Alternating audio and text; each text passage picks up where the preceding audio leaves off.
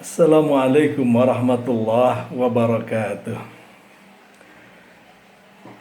Alhamdulillahilladzi hadana lihada wa ma kunna linahtadiya laula an hadana Allah. Ashhadu an la ilaha illallah wahdahu la syarika lah wa ashhadu anna sayyidana Muhammadan abduhu wa rasuluh.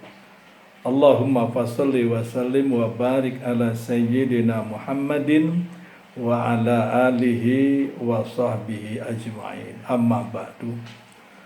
Qala Allah Ta'ala fi kitabil karim, a'udzu billahi minasyaitonir rajim. In tu'adzibhum fa innahum ibaduk wa in taghfir lahum fa innaka antal azizul hakim.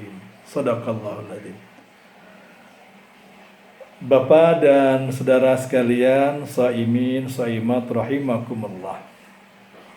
Pada kesempatan kali ini saya ingin mencoba menyampaikan satu tema tausiah yang mungkin agak berbeda. Kalimatnya, judulnya singkat, menangislah. Kenapa kemudian saya mencoba mengangkat tema ini? Karena menangis itu mungkin kita lakukan dan sangat mungkin kita lakukan di bulan Ramadan. Karena memang saya katakan semula suaranya agak berbeda. Nuansa-nuansa kehusuan itu lebih hadir di bulan Ramadan. Apalagi di malam hari ketika kita bertahajud, qiyamul lail, subhanallah. Itu bisa kita rasakan dan bisa kita hadirkan suasana sendu, suasana sahdu khusyuk itu bisa kita hadirkan. Dan saya minta, saya ajak jamaah sekalian, saudara sekalian, shaimin, shaimat untuk mencoba hadirkan kesedihan dan coba menangislah. Kenapa demikian? Saya teringat satu makalah yang sangat populer yang ditulis oleh Sauki Beck. Kalimatnya adalah waladatka ummuka yabni adam kunta baqiya wa haulaka dhahika faz'al mautaka dhahikam wa haulaka baqiya. Artinya, ketika engkau dilahirkan oleh ibumu, wahai anak Adam, engkau menangis. Kunta baqiya, engkau menangis. Wa haulaka dhahikan, dan orang-orang sekitarmu justru tertawa. Faz'al mautaka dhahika, coba jadikanlah ketika engkau mati itu kamu tertawa. Wa haulaka dhahika, dan orang-orang sekitarmu menangis. Wa haulaka baqiya, dan orang-orang sekitarmu itu menangis. Saudara sekalian, pujangga Sauki Beck mencoba untuk mengangkat tema menangis. Hampir tak ada di permukaan bumi ini yang melahir tanpa tangis. Kalau juga seorang bayi lahir dan terpaksa lahir kemudian tidak menangis, para perawat, bidan, dokter yang membantu persalinannya mesti memicu bayi itu untuk menangis. Apakah ditepuk punggungnya, pantatnya, dengan harapan anak itu bisa menangis. Dan dengan tangisan tadi ada satu indikasi bahwa organ tubuh anak bayi tadi insya Allah sehat. Saudara sekalian, kenapa kemudian saya mencoba mengajak dan sesekali kita menangis kepada Allah Subhanahu wa Ta'ala? Ternyata menangis ini adalah suasana batin yang kemudian ketika setelah kita selesai menangis, ada kedamaian tersendiri dalam diri kita. seseorang yang dirundung dengan masalah, yang sedang dihadapkan dengan masalah, kesulitan, ketika dia menangis, itu separuh masalahnya seolah-olah teratasi. Nah, kita coba, bisakah kita menangis kemudian kita merasa bahwa separuh masalah kita akan teratasi? Kalau tangisan kita itu adalah karena tangisan mohon ampun kita kepada Allah, kemudian kita menangis, bersendu, khusyuk, kita menangis, kita berharap separuh kesalahan kita Allah ampuni, karena doa dan istighfar kita didengar dan dikabulkan oleh Allah. Itu yang kita harapkan dari tangisan kita. Saudara sekalian, kenapa kemudian kita menangis? Rasulullah SAW itu sering menangis. Rasul Sallallahu Alaihi Wasallam itu sering menangis. Tangisan beliau pada umumnya dan hampir setiap kali beliau menangis bukan karena persoalan dirinya, tapi persoalan umat, persoalan tugas dan tanggung jawabnya, bukan karena dirinya, bukan karena kesulitan dirinya. Dalam surah Maidah yang saya sampaikan dalam mukaddimah tadi, Allah berfirman, "In tu'azibhum fa innahum ibaduk wa in taghfir lahum fa innaka antal azizul hakim." Saudara sekalian, Rasulullah Sallallahu Alaihi Wasallam setiap kali membaca ayat ini beliau menangis. Beliau menangis. Dan kalimat ini adalah bait-bait doa beliau. Bait-bait doa beliau yang beliau panjatkan kepada Allah. Ya Allah, andaikan kau hukum mereka, kau azab mereka, fa innahum ibaduk. Mereka itu hamba-hambamu ya Allah. Kalau mereka Allah azab, mereka itu hambamu ya Allah. Wa in taghfir lahum, dan jikalau kau ampuni mereka ya Allah, fa innaka antal azizul hakim. Andai saja kau ampuni mereka hamba-hambamu itu ya Allah, fa innaka antal azizul hakim, karena sesungguhnya engkaulah maha perkasa lagi maha bijaksana. Ayat ini setiap kali Nabi baca, Nabi menangis. Artinya begitu besar perhatian dan kepedulian Nabi kepada kita umatnya. Nabi menangis untuk kepentingan kita umatnya. Karena Nabi prihatin, Nabi cemas, Nabi khawatir kalau umatnya tidak seperti yang beliau harapkan. Tidak seperti gambaran seperti para sahabat yang sami'na wa ata'na. Saudara sekalian, dalam kesempatan lain, lebih khusus lagi, Nabi Sallallahu Alaihi Wasallam menangis pada ketika beliau mengalami sakratul maut. Ketika sakratul maut, Nabi Sallallahu Alaihi Wasallam menangis. Kenapa kemudian Nabi menangis? Ketika Israel datang akan mencabut nyawa, akan menjemput Rasulullah SAW, sesungguhnya Nabi berpasrah karena tidak mungkin ditunda dan tidak juga bisa untuk dipercepat. Idza jaa ajaluhum la yastakhiruna sa'atan wa la yastaqdimun.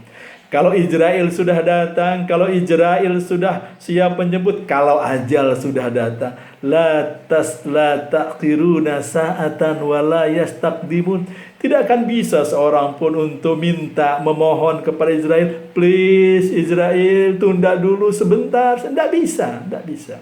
Wala yastaqdimun, dan tidak juga bisa untuk dipercepat. Saudara sekalian, Nabi paham betul Israel datang berarti saat-saat kehidupannya dunia ini akan berakhir. Sampai pada ketika Israel akan mencabut nyawa, mengalami prosesi sakratul maut seperti yang akan dialami oleh setiap manusia. Saudara sekalian, apa yang terjadi? Rasul merasa kesakitan.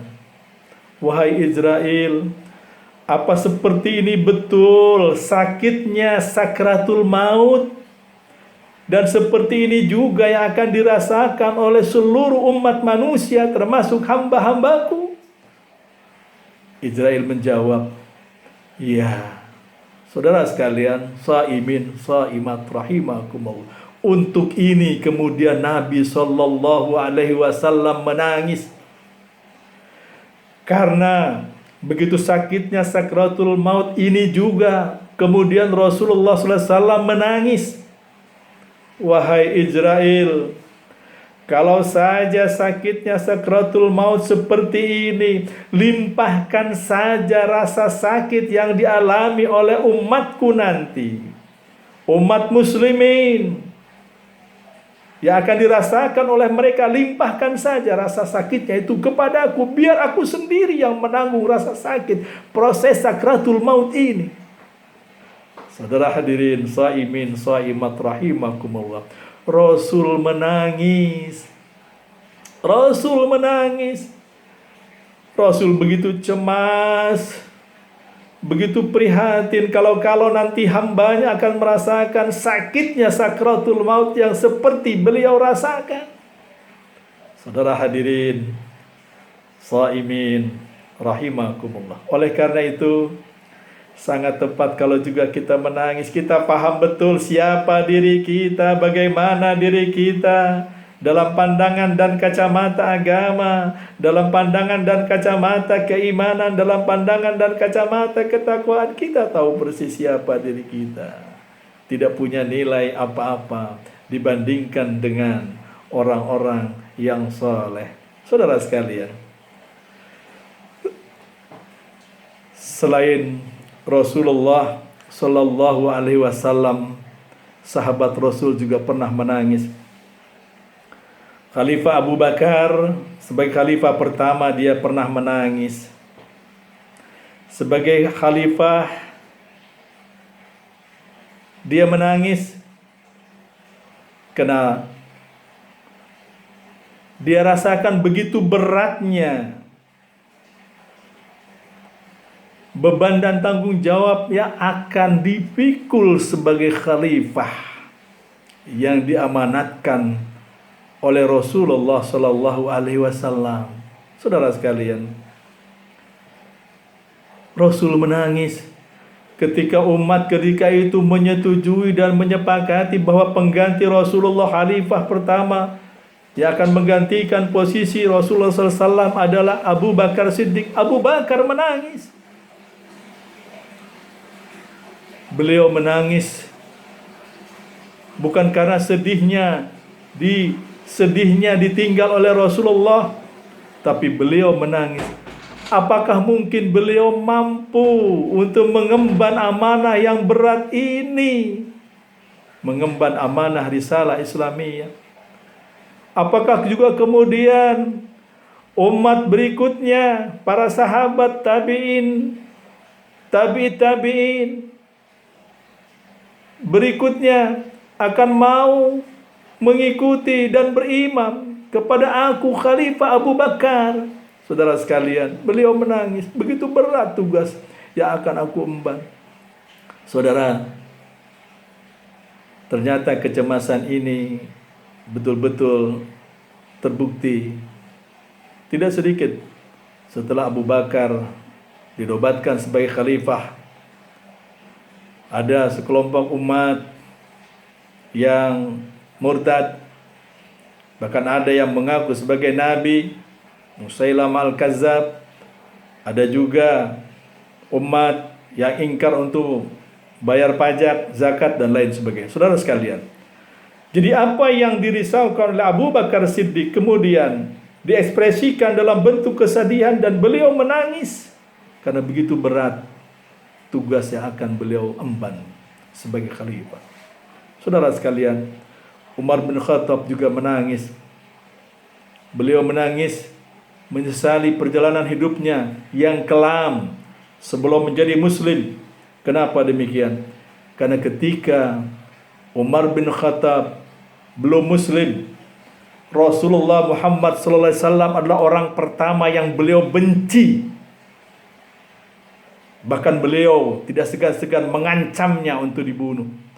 Tapi ketika beliau hadir sebagai seorang muslim, beliau menangis, menyesali perjalanan hidupnya yang begitu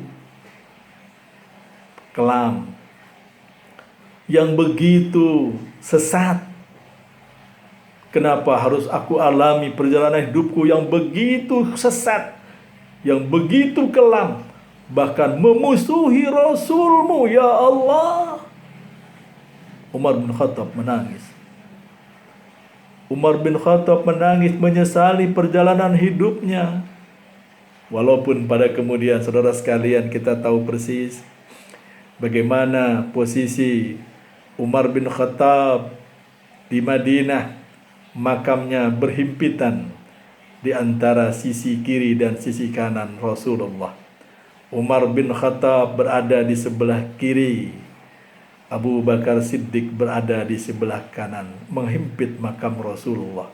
Beliau adalah bunga-bunga surga. Saudara sekalian, bunga surga sempat menangis dalam perjalanan hidupnya, menyesali karena perjalanan hidupnya begitu sesat. Kenapa kita nggak pernah menangis? Kenapa kita nggak pernah menangis? Saudara hadirin, shaimin, shaimat rahimakumullah. Saya pernah membaca satu buku, ada seorang imam yang bernama Abu Al-A'zam. Abu Al-A'zam sebagai ulama besar, beliau juga seringkali menangis, khususnya pada ketika beliau melintasi tilawahnya dan mendapatkan satu ayat.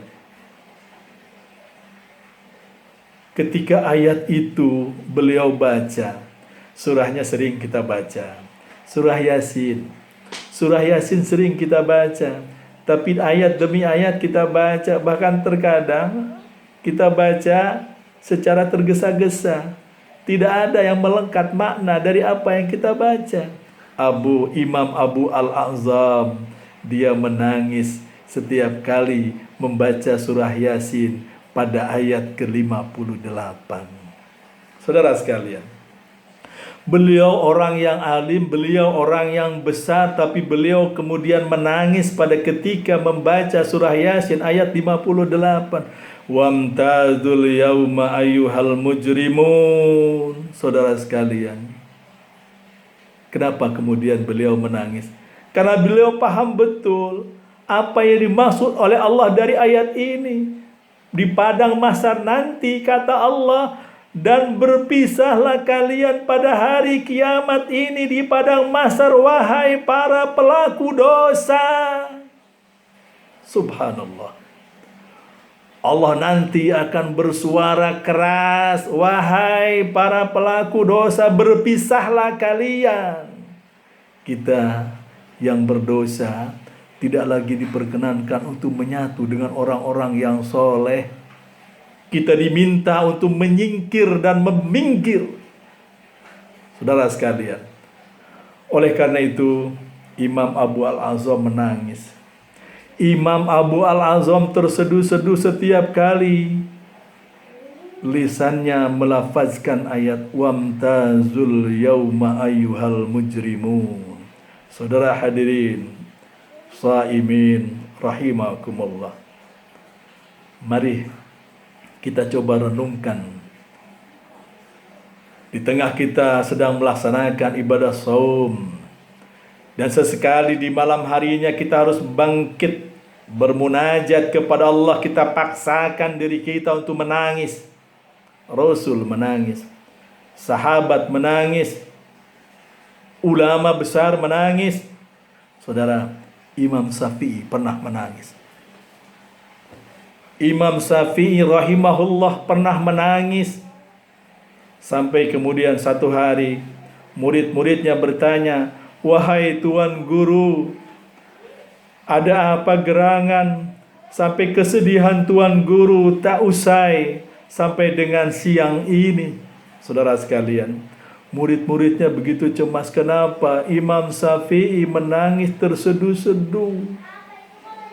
Dia betul-betul menyesali apa yang sudah terjadi. Saudara sekalian, apa penyebab Imam Syafi'i menangis?